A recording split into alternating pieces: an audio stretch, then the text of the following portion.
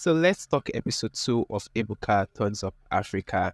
And after I saw episode 2, I could tell you for a fact that Ebuka is very intentional with this friendship he does have with these people on this group, especially with Alistair and Onoja. You can tell for a fact that this friendship has lasted years. And it's not just about entertainment or probably friends he met as someone who is in the limelight or someone who had gotten fame, but this friendship had lasted and had been in existence even before it became famous. And I really love how the show has it. I really like how the series or how the show kind of explored tourism so well. It's actually a very beautiful thing to also see how these people are exploring other parts of Africa. Away from that, let's talk the cast of this show one after the other.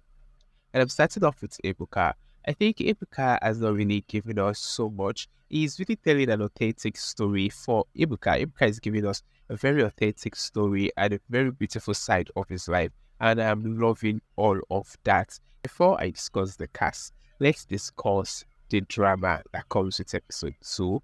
For episode 2, the drama started proper. We all know that Jimmy and Timmy had, like, they do have issues and they're able to kind of sort it out. But the issue is, was Onoja right to have brought up that conversation or had been the one who really sparked that conversation? For me, for a show like this, I don't see an issue with that. And the way he did brought it up wasn't so bad. But I feel like Jimmy is the problem here. Yes, he's really the problem here because I guess the thing, just as Timini said, I guess the fact that the issue had been brought on the table where all the guys are on. So it felt like and with Timini explaining his side of the story, it felt bad that okay, I think I'm the issue here, and he do not really like the fact that is everyone will not see him as the one who's gotten some issue. And also it's so bad how Timini did complain about being so rude and being like so rude to him, and that was his reason for pulling out. And it just proved to everyone that he's someone who could do that, as he decided to be very disrespectful and how he went from 0 to 100.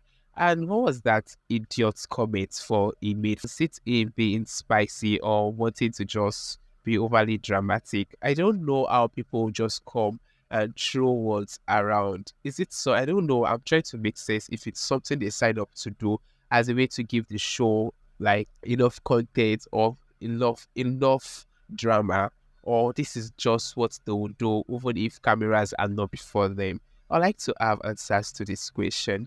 Then moving on from that, let's discuss the cast of this show. So I think for Zuby, I just find myself liking Zuby the more, and the parts where they went for that golf, I just see Zubi as a very authentic person. He's not for me. He's just so real and he's just himself. That is it. I think these other people are also real. I love the fact that all the guys on the show are very they are just like trying to be themselves, but to an extent, like for someone like Jimmy and the way he just started throwing those words, I'm like, is this, can people just be like this? So I think that's just my issue with this part. Then the Lake Kivo stuff they did attended was quite very interesting part of that series, and it just kind of tell us more about Rwanda and their culture, and it's like a very beautiful one to see. So what else again? I think so. This is all I'll be discussing for episode 2 of Ebuka Turns Up Africa. So what is that thing you really enjoyed for this episode, and what are you looking forward to the most?